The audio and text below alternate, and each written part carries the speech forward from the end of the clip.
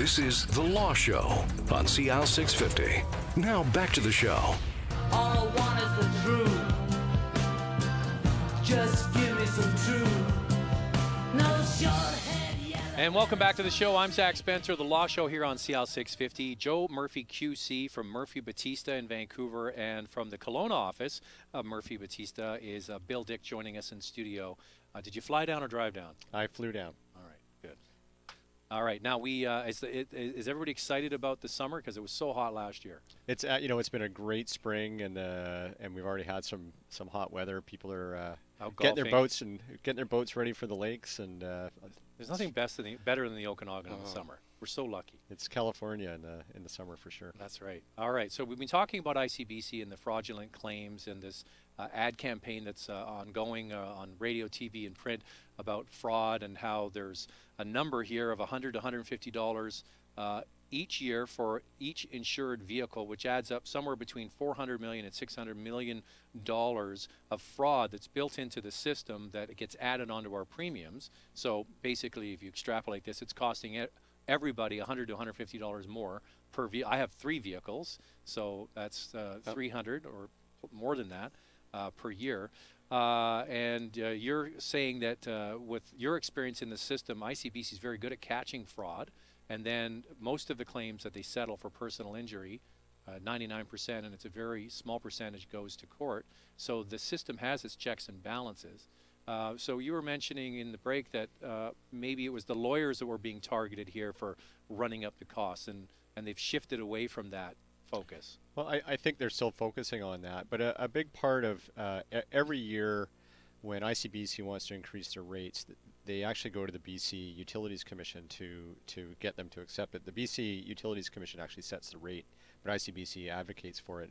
And every year they cite increased costs and claims. And for a long time, the culprit that they have been identified is more and more people are going to lawyers, and it's lawyers who are driving up the costs. And that's been their focus, and that seems to be set out in a lot of their directives, which is, we got to keep claimants out of the hands of lawyers because they're driving up the severity of costs.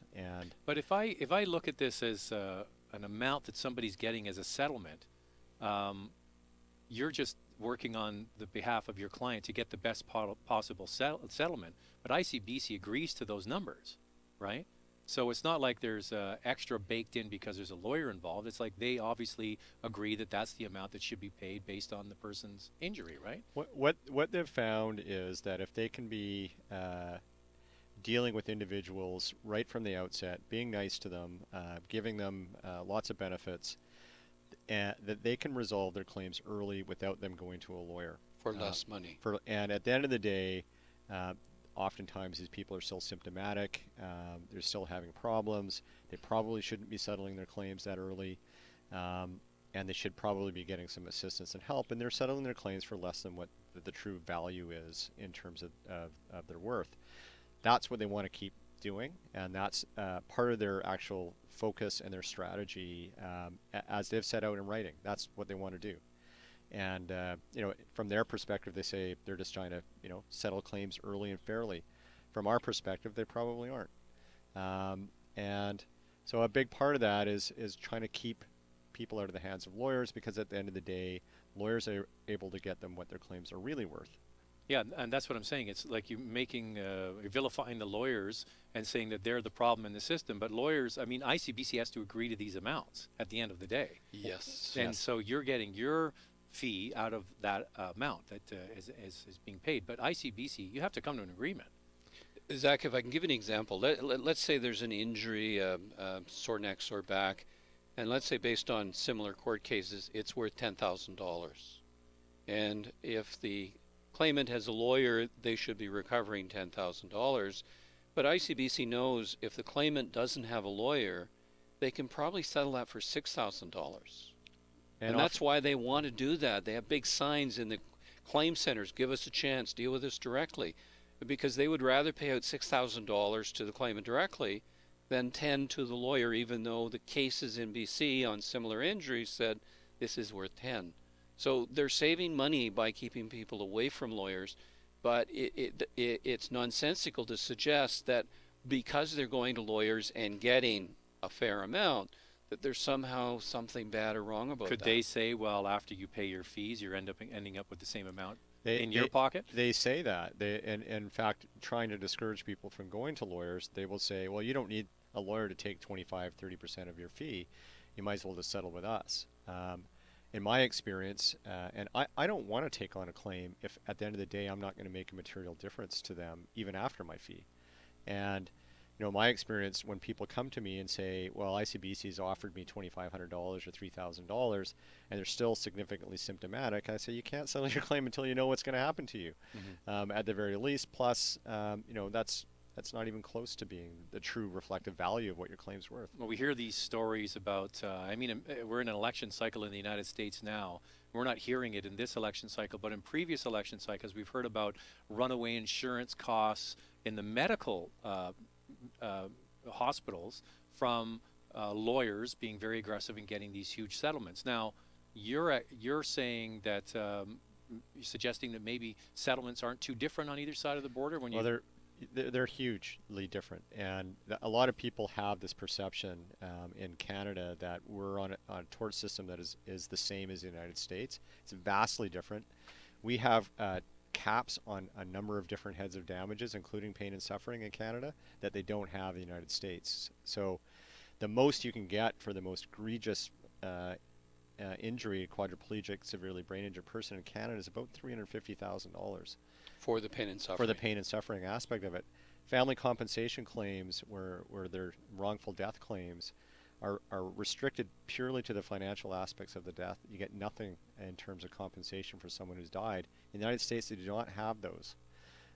So it's a vastly different system in Canada as opposed to the United States in terms of these big damage awards, where you just don't see them in Canada. So they just look at it as this person made this amount of money and they would have made it for this many years, and they calculate it based on that. Nothing to do with you lost a father or a wife or anything. No, like it's that. the financial aspect of the death that you can claim for, but the pain and suffering that you suffer as a result of that death, or the value of that person in terms of their death, is not compensated in British Columbia. So I'm getting a picture here from your side that the British Columbia system we have is pretty good.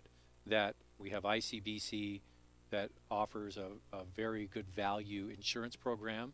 If there's a claim, you can do it yourself or hire a lawyer and in your opinion, get a better settlement.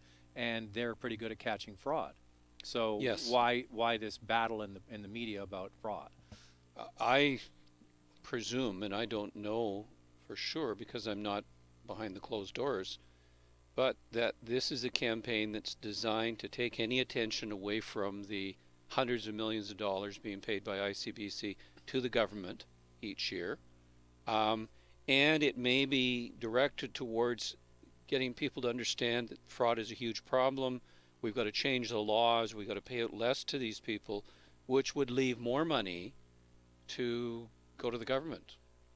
That's what I'm assuming, but I don't know because I haven't seen it. But to say that fraud is somehow a new and huge problem is simply not true. ICBC, since the day it opened, has been making sure that if it pays out a dollar, it pays out a dollar that it should be paying out. And if they don't settle a claim where they agree to the number, it goes to court, the 1 in 100 cases, and the judge or jury sets the number.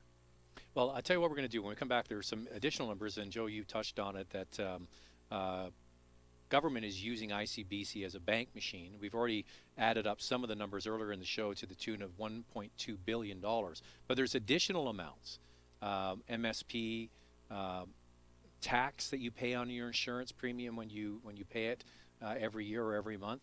We'll continue the conversation. We're speaking with Joe Murphy and Bill Dick from MurphyBattista on The Law Show next here on CL 650. There's more of the show still ahead. This is The Law Show on CL 650.